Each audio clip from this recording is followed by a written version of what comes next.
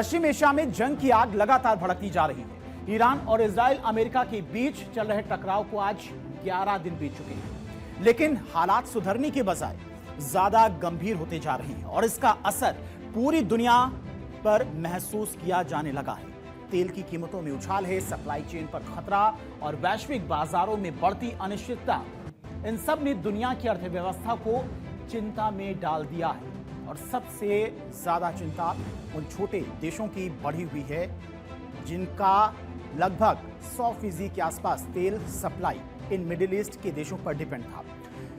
प्रधानमंत्री Narendra Modi action mode में इस वक्त नजर आ रही हैं। नई दिल्ली के सियासी कॉरिडोर में बैठकों का दौर जारी है और रणनीति बनाई जा रही है। पीएम मोदी की यह नई रणनीति सिर्फ तेल मंगवाने तक सीमित नहीं है, बल्कि देशवासियों को किसी भी तरह की कोई परेशानी ना हो, इसके लिए लगातार दिशा निर्देश भी देते नजर आ रही हैं। और आज की कैबिनेट की बैठक में ये देखने को भी मिला।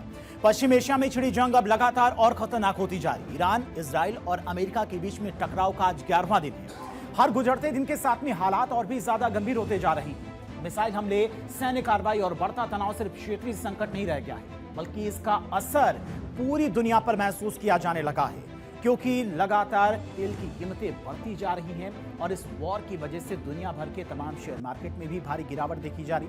तेल की कीमतें बढ़ेंगी तो जाहिर सी बात है महंगाई भी बढ़ेगी और इसी वजह से दुनिया भर के तमाम देश इस वक्त चिंतित नजर आ रही हैं। ईरान, इजराइल, यूएस जंग पर क्या कुछ अपडेट अभी तक है, वो भी आपको दरअसल बताती है। ईरान के करज शहर पर इजराइल और यूएस की एयर स्ट्राइक एक बार फिर से देखने को मिली है और करज समेत दूसरे ईरानी शहरों पर इजराइल यूएस का हमला देखने को मिला, यानी कि इजराइल और यूएस की तरफ से हमले और तेज किए गए हैं। बहरीन में एक होटल पर ईरान का ड्रोन से हमला देखने को मिला। ईरान की तरफ से भी पलटवार किया जा रहा है। बहरीन और सऊदी के यूएस बेस पर ईरान का एक बार फिर से आज अटैक देखने को मिला। ईरान ने एक साथ दागी कई सारी मिसाइलें, यानी कि एक तरफ जहां पर इजराइल और अमेरिका लगातार अटैक कर रहा है ईरान पर, तो ईरान भी यूएस के बेस जो स्थित हैं सऊदी, कुवैत, बहरीन, इन जगहों पर ईरान की तरफ से लगातार हमले किए जा रहे हैं। और अब तक माना जा रहा है कि 1900 से ज्यादा लोगों की इन हमलों में जाने भी जा चुकी हैं और दुबई में ईरानी शाहिद 136 ड्रोन को मार गिराया गया है। इजराइल ने ईरान की करीब 1900 से ज्यादा सैनिकों को मारने का दावा किया है। तेल की सप्लाई ईरान ने रोकी तो हमले तेज करेंगे, ये ट्रंप की तरफ से साफ कहा गया। और जंग के बीच में राष्ट्रपति पुतिन और ट्रंप के बीच बातचीत भी हुई है, क्योंकि रूस भी तेल का सबसे बड़ा सप्लायर है। जंग जारी है, दोनों तरफ से धुआंधार बमबारी हो रही है, हवाई हमले हो रहे हैं, जिस वजह से पश्चिम एशिया के कई शहर धुआं हो गए। जंग के बीच में ईरान ने होर्मुज स्ट्रेट को बंद कर दिया है, जिस वजह से दुनिया में तेल संकट बढ़ता जा रहा है, क्योंकि तेल सप्लाई प्रभावित हो गई है। लिहाजा प्रधानमंत्री नरेंद्र मोदी एक्शन मोड में आ गए हैं। क्या कुछ आज की कैबिनेट की बैठक में हुआ है, उसको लेकर भी सरकार की तरफ से पूरी जानकारी दी गई। लेकिन इस वक्त जिस तरह से मिडिल ईस्ट के हालात बने हुए हैं, ये संकट खत्म कब होगा, इसको लेकर डिफेंस एक्सपर्ट संजीव श्रीवास्तव का क्या कहना है, वो आपको सुना दें। भारत की सरकार इन सारी स्थितियों को ध्यान में रखते हुए पहले से ही अपनी तैयारियां कर रही थी। हमारे क्रूड ऑयल के जो रिजर्व्स हैं वो इंटैक्ट हैं, यद्यपि कि एलपीजी के दामों में थोड़ी बढ़ोतरी जरूर की गई है, लेकिन भारत की जो सरकार है वो किसी भी तरीके की जो फर्दर अगर स्थितियां बिगड़ती हैं तो उसको डील करने के लिए अपनी तैयारियां पूरी करके रखे हुए हैं। कि हमारी जो एनर्जी इंपोर्ट्स को लेकर के डाइवर्सिफिकेशन की पॉलिसी है, जिसके के तहत हम विश्व के अन्य भागों से भी ऑयल का और गैस का इंपोर्ट करते हैं। जाहिर है कि ऐसी किसी कंटिजेंसी की स्थिति में उसे भी रैंप अप किया जा सकता है। तो एक तरफ दुनिया भर के हालात लगातार चिंताजनक बने हुए हैं, दूसरी तरफ प्रधानमंत्री मोदी लगातार एक्शन मोड में हैं। देश में किसी भी तरह की किल्लत ना हो, तेल की सप्लाई लगातार बनी रहे, गैस की कीमतें बढ़े नहीं, इसको लेकर भी लगातार प्लानिंग सरकार की तरफ से की जा रही है। अब गैस की किल्लत पर प्रधानमंत्री मोदी की हाई लेवल मीटिंग आज हुई है और मीटिंग में विदेश मंत्री एस जयशंकर भी मौजूद थे। पेट्रोलियम मंत्री हरदीप सिंह पुरी भी इस बैठक में मौजूद थे। उपभोक्ताओं को बचाने के लिए एक रणनीतिक प्लान भी शुरू किया गया है सरकार की तरफ से और जानकारी के मुताबिक प्रधानमंत्री मोदी ने सारी मंत्रियों से कहा कि पश्चिम एशिया संकट का असर आम आदमी पर नहीं पड़ना चाहिए। दरअसल एलपीजी की किल्लत की बात कही जा रही है और ऐसे में मोदी सरकार इस स्थिति को लेकर पहले से ही सतर्क नजर आ रही। किसी भी तरह की कमी या फिर संकट पैदा हो उससे पहले ही केंद्र सरकार ने हालात पर नजर रखनी शुरू कर दी है। प्रधानमंत्री मोदी खुद इस पूरे घटनाक्रम पर नजर बनाए हुए हैं और ऊर्जा सुरक्षा को लेकर लगातार रणनीति भी तैयार की जा रही है। वहीं पर कई सारे फैसले मोदी सरकार की तरफ से भी अब तक लिए गए हैं ताकि भारत देश में किसी भी तरह का कोई संकट पैदा ना हो, चाहे वो एलपीजी गैस की बात हो या फिर ऑयल की बात हो। गैस पर मोदी सरकार की तरफ से क्या फैसला लिया गया है? अब किसकी कटौती किससे मिलेगी 100% गैस? चाय मैन्युफैक्चरिंग इंडस्ट्रीज को 80% घरों में पीएनजी की सप्लाई की जाएगी। इसके अलावा फर्टिलाइजर कंपनियों में 70% गाड़ियों के लिए सीएनजी दी जाएगी।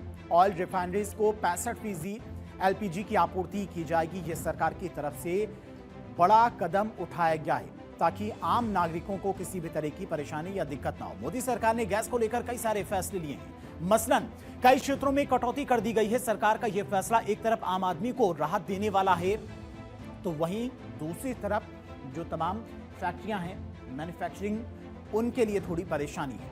अब सरकार के फैसले का असर क्या होगा? घरेलू गैस को टॉप प्रायोरिटी पर रखा गया। सरकार की तरफ से यह निर्णय लिया गया है ताकि आम पब्लिक को किसी भी तरह की परेशानी ना हो। पब्लिक ट्रांसपोर्ट के लिए सीएनजी की प्राथमिकता ताकि ज्यादा से ज्यादा लोग पब्लिक ट्रांसपोर्ट का लोग यूज करें।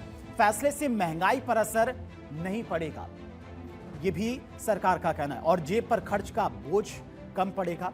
इसके अलावा कालाबाजारी रोकने के लिए बुकिंग का दिन भी बढ़ा दिया गया, यानी कि यह समय अब 25 दिन कर दिया गया है। आपने अगर एक सिलेंडर बुक किया है, उस अगला सिलेंडर बुक करना है तो यानी कि 25 दिन का गैप होना चाहिए। पहला सिलेंडर आपको 25 दिन तक चलाना होगा। यह सरकार की तरफ से फैसला लिया गया है। पश्चिमी एशिया में जंग का असर भारत में पहले से ही दिखने लगा था। तेल कंपनियों ने बीते 7 मार्च को एलपीजी यानी कि सिलेंडर प्राइस हाइक का ऐलान कर दिया था। वहीं अब कमर्शियल एलपीजी की सप्लाई पर फिलहाल रोक लगी है। गैस के लिहाज से देखें तो वैश्विक स्तर पर किसी भी तरह की रुकावट का असर यहां पर देखने को मिलता है और इसकी वजह यह है कि देश अपनी गैस खपत का लगभग 2/3 के आसपास का हिस्सा आयात करता है और इसमें 75% से ज्यादा तो सिर्फ खाड़ी देशों से ही बताया जा रहा है कि आता है और इसी वजह से सबसे ज्यादा हालात भी इस वक्त ऐसे बने हुए हैं। कहां से एलपीजी कितनी आती है? यूएई की सबसे पहले बात करते हैं। ये भी मिडिल ईस्ट का चूंकि देश, यहाँ पर 26% के आसपास गैस आयात करता है भारत। कतर की बात करें तो 22% के आसपास। इसके अलावा सऊदी की बात करें तो 19% के आसपास और अन्य देशों से 33% के आसपास एलपीजी को आयात करता है भारत। इन देशों से एलपीजी की खरीद करता है भारत और ये लगभग मिडिल ईस्ट के तमाम देश हैं जिसकी वजह से काफी ज्यादा परेशानी बढ़ी हुई है। अब आपके जहन में एक सवाल उठ रहा होगा कि आखिर गैस की किल्लत की बात क्यों कही जा रही है, तो आपको पूरी तरह से बताते हैं कि गैस की किल्लत क्यों हो जाएगी। क्योंकि मिडिल ईस्ट में जिस तरह के हालात बने हुए हैं उससे कहीं ना कहीं परेशानियां बढ़ेंगी। गैस की किल्लत क्यों? गैस के भंडारण और वितरण स्थिति अलग अलग है। होर्मुज स्ट्रेट के रास्ते से गैस की 60% आपूर्ति होती है जो इस वक्त प्रभावित है और पहले हर दिन होर्मुज स्ट्रेट से 138 जहाज का आवागमन होता था। पश्चिमी एशिया संघर्ष के बाद केवल 2 से 3 जहाज ही यहां से निकल पा रहे हैं। जहाजों के नहीं आने से जरूरत के मुताबिक गैस उपलब्ध नहीं हो पा रही है जिसकी वजह से किल्लत हो रही है और इसीलिए सरकार ने घरेलू उपभोक्ता को प्राथमिकता देने का फैसला किया है और कमर्शियल इंडस्ट्रियल का नंबर घरेलू उपभोक्ता के बाद आएगा, यानी कि सबसे पहले आम जनता को किसी भी तरह की परेशानी ना हो इसका ख्याल सरकार की तरफ से रखा गया है। और इसी बीच सरकार ने घरेलू रसोई गैस की बिना रुकावट सप्लाई पक्का करने के लिए एसेंशियल कमोडिटीज एक्ट यानी कि जरूरी वस्तु अधिनियम लागू किया है और इसके तहत रिफाइनरियों, पेट्रोकेमिकल यूनिट्स को लिक्विफाइड पेट्रोलियम गैस यानी कि एलपीजी का प्रोडक्शन ज्यादा से ज्यादा करने और जरूरी हाइड्रोकार्बन स्टीम को एलपीजी पूल में डालने का निर्देश भी दिया गया है। अब सरकार ने और क्या आदेश जारी किए हैं इसको भी आपको बताते हैं। रिफाइनरियां और पेट्रोकेमिकल प्लांट गैसों का इस्तेमाल अब दूसरे कामों में नहीं होगा, यह साफ तौर पर सरकार की तरफ से कहा गया है। इन गैसों को सीधे एलपीजी बनाने में ही लगाया जाएगा ताकि घरेलू किल्लत ना हो, जिससे घरों में रसोई गैस की कमी ना होने पाए। एलपीजी की उपलब्धता सुनिश्चित करना जरूरी होगा। यह भी सरकार की तरफ से सुनिश्चित किया गया। वहीं केंद्र सरकार ने अहम फैसला लिया है, देश भर में ESMA यानी कि आवश्यक सेवा रख रखाव अधिनियम लागू किया गया है। इसमें रिफाइनरी पेट्रोकेमिकल यूनिट्स को LPG का उत्पादन अधिकतम करने और प्रमुख हाइड्रोकार्बन स्रोतों को LPG पूल में भेजने का निर्देश दिया गया है। अब ESMA कानून के दायरे में कौन कौन सी सेवाएं आती वो भी आपको बता दें। दरअसल सार्वजनिक संरक्षण, स्वच्छता, जल आपूर्ति, अस्पताल या फिर राष्ट्रीय रक्षा से संबंधित सेवाएं इसमें आती हैं। इसके अलावा पेट्रोलियम, कोयला, बिजली, इस्पात या फिर उर्वरक के उत्पादन, वितरण और आपूर्ति की सेवाएं भी इसमें आती हैं। बैंकिंग से संबंधित कोई भी सेवा ESMA के दायरे में आ सकती है। कुल मिलाकर देखें तो पश्चिम एशिया की आग भले ही सुलग रही हो, लेकिन उसकी तपिश से भारत को बचाने के लिए प्रधानमंत्री मोदी जुट गए। प्रधानमंत्री मोदी खुद हर छोटी बड़ी हलचल पर उनकी पैनी नजर बनी हुई है, क्योंकि वे जानते हैं कि एक वैश्विक युद्ध का सबसे पहला शिकार आम आदमी की जेब और उसकी बुनियादी जरूरतों पर होता है। चाहे वो गैस की सप्लाई में रणनीतिक कटौती हो या फिर कच्चे तेल के नए रास्तों की तलाश, सरकार का हर कदम सिर्फ एक लक्ष्य की ओर इशारा कर रहा है और वो है नेशन फर्स्ट। इसी सोच के साथ प्रधानमंत्री मोदी जुट गए हैं और आज की कैबिनेट की बैठक में कुछ अहम निर्णय भी लिए गए।